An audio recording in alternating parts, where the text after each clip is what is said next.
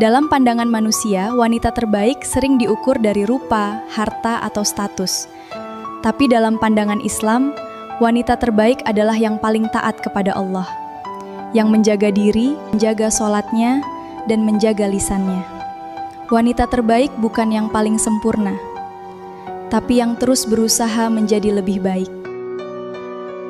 Dia sabar dalam ujian, diam saat tersakiti, dan menangis dalam doa. Dia tahu bahwa kecantikan akan pudar, tapi ketaatan akan abadi di sisi Allah. Maka jadilah wanita yang dicintai langit, meskipun tidak dikenal bumi. Karena Allah melihat hati, bukan penampilan. Allah berkata, "Jika bukan karena engkau Muhammad, aku tidak akan ciptakan langit dan bumi beserta isinya." Tertunduk Nabi Muhammad. Ketika Nabi Muhammad mendengar kalimat ini dari Allah, Nabi Muhammad berkata, "Ya Rabb, kalau memang engkau ciptakan langit dan bumi karenaku, aku ingin bertanya kemudian, aku ini untuk siapa ya Rabb?" Lalu Allah menjawab, "Engkau kuciptakan khusus untuk menjadi kekasihku, wahai Muhammad." Kemudian Allah bertanya lagi kepada Nabi Muhammad, "Wahai Muhammad, engkau sudah tahu langit dan bumi ini kuciptakan karena engkau. Dan engkau sudah tahu engkau kuciptakan untuk siapa.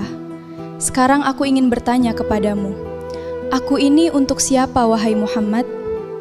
Terdiam Nabi Muhammad, tidak bisa menjawab. Nabi Muhammad menundukkan kepalanya. Lalu Allah berkata, apa Allah katakan? "Ana liman yusalli alaika ya Muhammad." Sampaikan kepada semua umat-umatmu, wahai Muhammad, aku ini untuk semua umatmu yang lidahnya basah bersolawat kepadamu. Allah itu menaruh 2 malaikat di samping kanan dan kiri kita. Di samping sebelah kanan ada malaikat pencatat amal baik. Dan di samping kiri kita ada malaikat pencatat amal buruk. Jadi ketika seseorang melakukan amal baik, maka malaikat sebelah kanan langsung mencatatnya sebagai 1 pahala. Dan menariknya, ketika seseorang itu melakukan keburukan, Allah berbisik kepada malaikat sebelah kiri, "Jangan catat dulu. Boleh jadi setelah ini hambaku bertaubat." Allah tuh emang gitu. Ketika kita berbuat keburukan, Allah tutupi. Tapi ketika kita melakukan kebaikan, Allah umumkan. Allah berteriak kepada para malaikat, "Wahai para malaikat, lihat hambaku. Dia bertaubat." Jangan terlalu sibuk cari yang sempurna, yang baik akhlaknya, yang soleh, solehah. Kita bercermin dulu. Kira-kira aku ini udah pantas belum ya? Aku ini udah bener-bener baik belum ya? Lihat tuh, Robi'ah bin Ka'ab. Dia pepet Allah dulu buat dapetin Nabi. Rela ninggalin dunia demi mendapatkan pasangan yang baik. Jadi gini, kalau kita mau mancing ikan yang besar, maka pantesin dulu umpannya. Laki-laki yang baik hanya untuk perempuan yang baik. Jadi perbaiki diri dulu. Pilihan Allah itu nggak pernah ngecewain. Saya tidak ingin bersaing dengan siapapun. Saya miskin harta, juga miskin ilmu. Tidak ada yang bisa saya banggakan. Mau menjatuhkan saya, silahkan.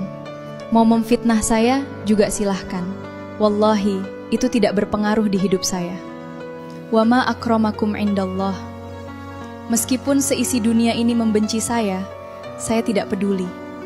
Setidaknya saya sudah bisa berdamai dengan diri sendiri dan belajar untuk tidak membenci siapapun dan tidak memandang rendah siapapun. Jangan menyerah hanya karena jalan terasa berat. Allah tidak melihat hasilmu, tapi usaha dan sabarmu.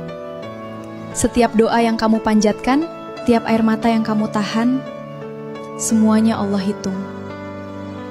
Mungkin belum terkabul hari ini, tapi yakinlah, rencana Allah selalu lebih indah dari apa yang kita bayangkan.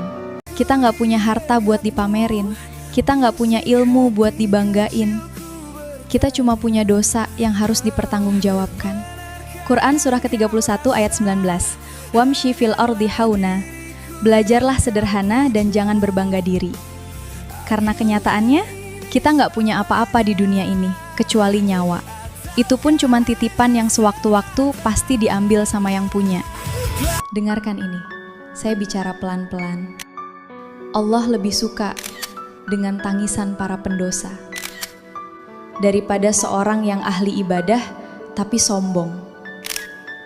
Jadi kamu gak perlu bertanya, bagaimana mungkin seorang pendosa bisa bertaubat?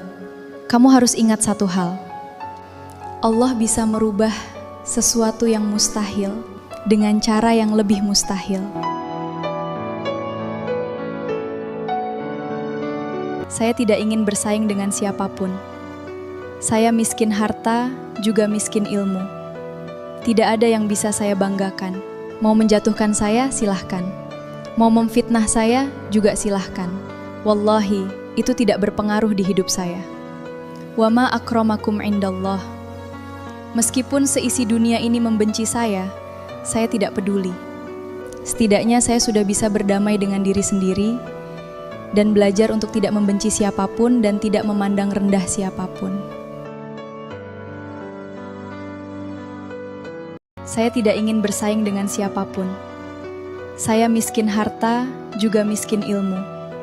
Tidak ada yang bisa saya banggakan. Mau menjatuhkan saya, silahkan.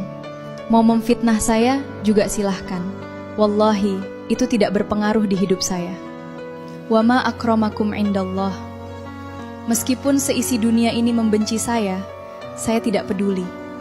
Setidaknya saya sudah bisa berdamai dengan diri sendiri dan belajar untuk tidak membenci siapapun dan tidak memandang rendah siapapun.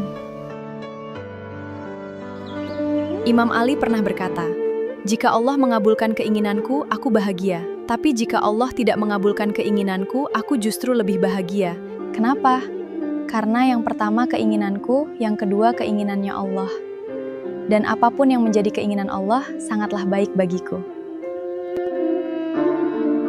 Ketika Nabi Muhammad sedang sakit, terbaring lemah beliau di tempat tidurnya. Datang Israel pun izin untuk mencabut nyawa Nabi. Apa kata Nabi? Ketika itu ada Zibril. Lalu Nabi berkata, "Ya Khalil, ya Zibril, wahai kekasihku Zibril, aku belum puas meninggalkan umatku jika belum diberikan jaminan oleh Allah." Pergi Zibril menemui Allah. Fa'ala Zibril, basirhu ya Zibril, innahu aulunasin, wa basirhu innahu muharramatu dzanah ummam. Qabla an taquluha ummathu.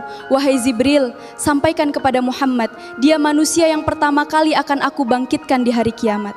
Dan akan menjadi manusia yang memimpin seluruh manusia kelak pada hari kiamat. Dan sampaikan kepadanya, jaminan dariku, bahwasanya neraka aku haramkan dimasuki oleh umatnya.